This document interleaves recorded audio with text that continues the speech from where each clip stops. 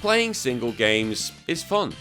I spent hours, a lot of them on the toilet. Shut up, that is where I do my best gaming.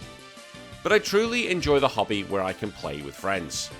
Sadly, with the rise of internet, we have online multiplayer, which has kind of killed what it was like when we were kids. Like, I don't know, I remember when I was a child, I used to play for hours with my mates, just non-stop playing N64 games. We had some PlayStation games and just some pizza. Like, I miss those days.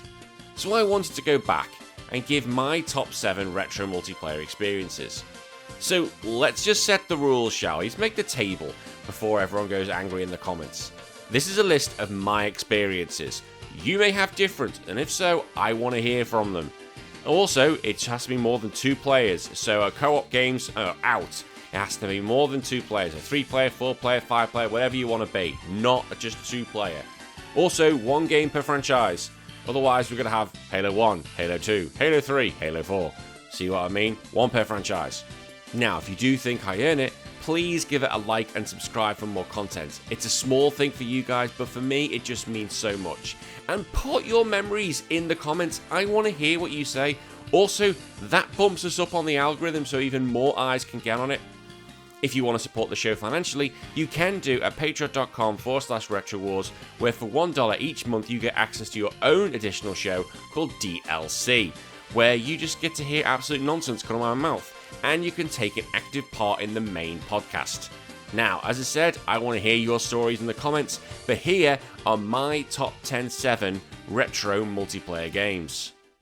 At number 7, Micro Machines on the Mega Drive. See, remember when we all got excited playing 8-player Smash Brothers in one room? No, Micro Machines did this. My word, Micro Machines is incredible. Now, back in the day, the Mega Drive cart, I don't know about the Super Nintendo if it was out for that, but the Mega Drive cart itself had 2 additional controller ports, which meant you could have 4 controllers. Now, how Micro Machines did it for the multiplayer would you have 2 people on 1 controller. As soon as a race would start, the cars would just go automatically, and you just had to control left or right. So left or right on directional D-pad for one player, A and C for another person.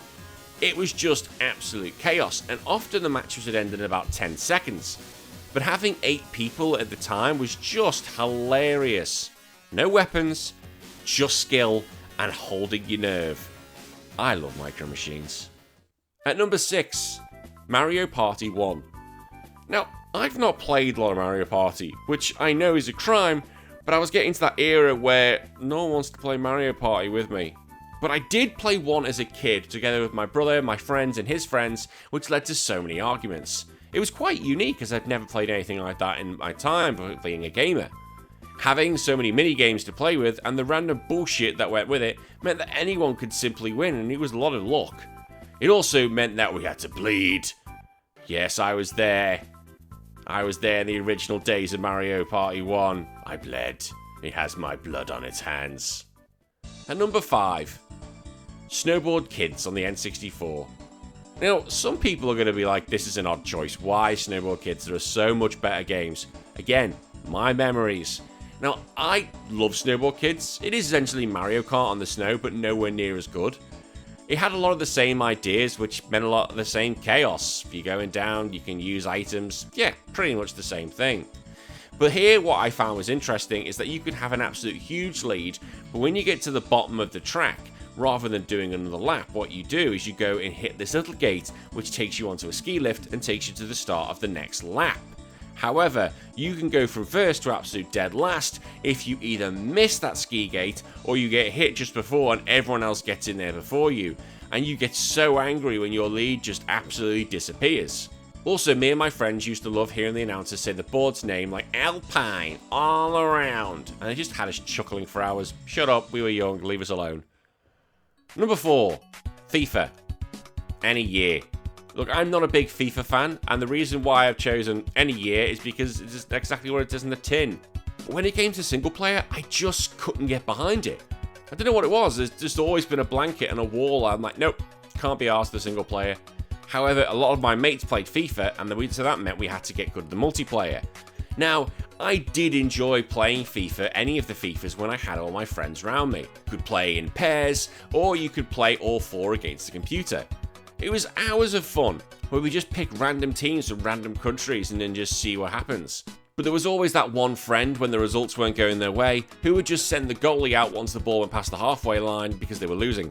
And that was me. And I'd always do it screaming Raiden's noise because it was just funny, and just watching my mates get pissed off was just the highlight of my day. At number 3, Mario Kart N64. Now, if you had Diddy Kong over Mario Kart 64 on this list, you're just wrong. You are absolutely incorrect. Mario 64 is the correct answer. Now, in theory, any Mario Kart game can go here, but you can go from the Super Nintendo version, the GameCube version, but for me, it was about the N64 version. I have memories of each of a friend taking up a tower and us all looking at each other and like a showdown, like in a Mexican standoff, and not wanting to come off their little ivory tower. But also, if you got eliminated and you lost all your balloons, you become a bomb. And then you get the arguments like, oh, he's targeting me, don't target me, target him instead. Oh my god, it was just so stupid. Or you could just fire green shells into the absolute death corridors below. They were some of the best evenings of my life, and I know it hasn't held up too well, it's still so much fun. In at number 2 and the runner-up, Smash Brothers for the N64. Now, this is something I played mainly with my brother's friends, and I've always thought this is a bit of a cult classic, the original one, because I don't know a lot of people who ever had this game. As far as I know, I was the only kid in the area who actually had this. I know, obviously, the series went on to do very good things, but at the time, it was just me and a lot of my brother's friends. Like, it was a big experiment, but I introduced it to them, and it became the main game. And we regularly used to have parties at my brother's mate's house where there'd be at least 20 people in the house. Yeah, it was mental. Very rarely was there not 4 people playing at one time. Pikachu was my character, and I'm not gonna lie, he was broken in the first game, and I was so good at it, I would face my brother's mates 3-on-1. Want proof? He'll tell you it's the case. Pikachu was just that broken in the first game. But it was one we played from hours on to the end. God, those matches of Pikachu, Link, Luigi, Samus, and Kirby. Although I refused to play with one of my friends because he used to sacrifice everyone as Kirby, the bastard. And in number 1, and the winner, Goldeneye for the N64. Look, this is a very easy choice for me, and probably for a lot of people. It revolutionized multiplayer games and first-person shooters. Look, that'll start arguments on here, but I really do believe it did. The 4-player mode was absolutely godlike. Everyone had their own way of playing it, their best rule set, although everybody probably agreed, no odd job. He were banned because of his hitbox, he were too small. But for me, how we used to play it was facility, first to 20, double grenade launchers, and license to kill. And so if you felt you were being cornered, you'd just fire a grenade into the floor and then take out everyone in the vicinity. It was just stupid. Again, I want to hear how you used to play the game. Was it with just pistols? Was it with just slaps? Everyone had their own format of playing it, and I can guarantee it was some of the best fun they had in their life. Like, people could sit at me and go, oh, Perfect Dark's a better game. Yeah, I can hear that argument, but when it comes to multiplayer, I will not be shifted, and GoldenEye will always be the top one. So that's it. That is my top 7 retro multiplayer games. I want to hear from you guys what your experiences are. And as I always say, if you do like this, please give a like and subscribe for more content. If you want to come over and listen to the weekly podcast, me and Chris Copleen from the Retro Hangover podcast have just covered Metroid Fusion for the GBA, so hopefully we can see you over there. Until next time, I'll see you all then. My name's been Danny, take care, bye bye.